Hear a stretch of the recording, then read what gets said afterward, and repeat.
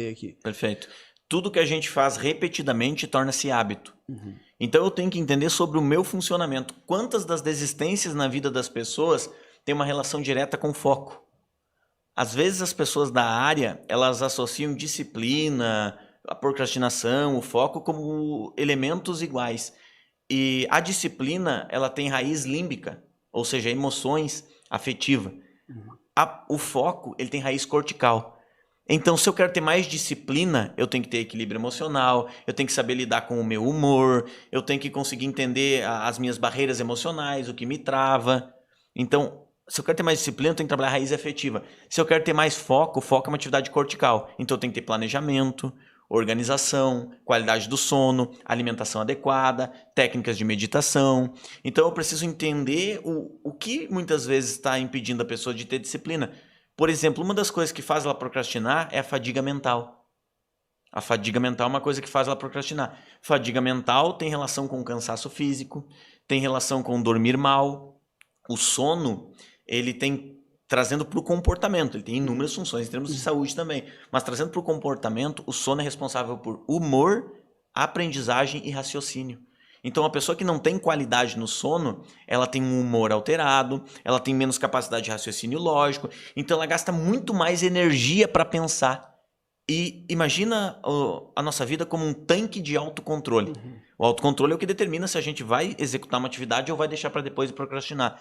Esse tanque de autocontrole, ele imagina como um copo cheio. E conforme ao longo do dia eu vou passando por determinados desafios, eu vou tomando escolhas, isso vai esgotando o tanque de autocontrole. Chega um momento que se a pessoa não tem equilíbrio emocional, rapidamente esse tanque de autocontrole ele está esgotado. A procrastinação, muitas vezes, por ter uma raiz afetiva, eu tenho que avaliar tudo que eu vi, ouvi e senti por repetição ou sob forte impacto emocional ao longo da construção da minha personalidade. Então, tudo que eu vi, ouvi e senti. Então, muitas vezes a gente cresce em um padrão familiar onde os pais prometiam algo. Lembro que antes eu disse assim, o cérebro humano só tem intenção biológica de entrar em ação quando ele chega à recompensa. É assim que ele quer entrar em ação. Porém, se a gente imaginar na infância, muitas vezes a gente dizia assim, pai, vamos brincar. E aí o pai dizia, não, você tem que terminar a tua tarefa. Depois que você terminar a tua tarefa, a gente vai brincar.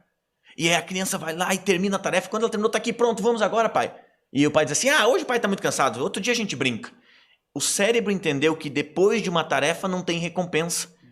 E o tempo todo, a forma como nós funcionamos é a busca por recompensa. Então eu começo a entender lá na minha infância, numa raiz afetiva, que depois de término de uma tarefa não tem recompensa. Então é muito mais fácil o meu cérebro entender que quando eu procrastino, eu tenho recompensa. Mas qual é a recompensa? Economia de energia. Se a gente for pegar o padrão do nosso funcionamento, as primeiras evidências científicas, elas são de 70 mil anos, na savana africana, quando existia aproximadamente 5 ou 6 mil da nossa espécie. E hoje nós somos o mamífero dominante da Terra. Por quê? Por conta daqueles 5 ou 6 mil que lá viveram. Então, os padrões deles lá, eles tinham que estar o tempo todo em estado de luta ou fuga. O que significa esse estado de luta ou fuga? Alguns momentos vinha um predador para tentar matar e ele tinha que fugir do predador, o que instalou um sentimento de medo. Alguns momentos passava uma caça, ele tinha que sair correndo atrás da caça para pegar aquela caça para garantir o alimento. Então, o padrão que está instalado em todos os seres humanos no sistema reptiliano é medo e imediatismo. Medo e imediatismo. E aí eu tenho que entender que se eu não compreender que eu sou assim naturalmente, todos nós seres humanos, nós somos vulneráveis em algumas coisas.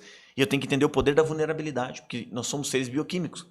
E se eu não entender o que me deixa vulnerável, o que me faz procrastinar, por que eu sou como eu sou, e é como uma busca contínua, é um processo de autoconhecimento. Não existe uma frase específica ou algo que eu vou dizer que vai fazer com que a pessoa desbloqueie isso na vida dela, porque nada é tão desigual do que tratar pessoas diferentes da forma igual.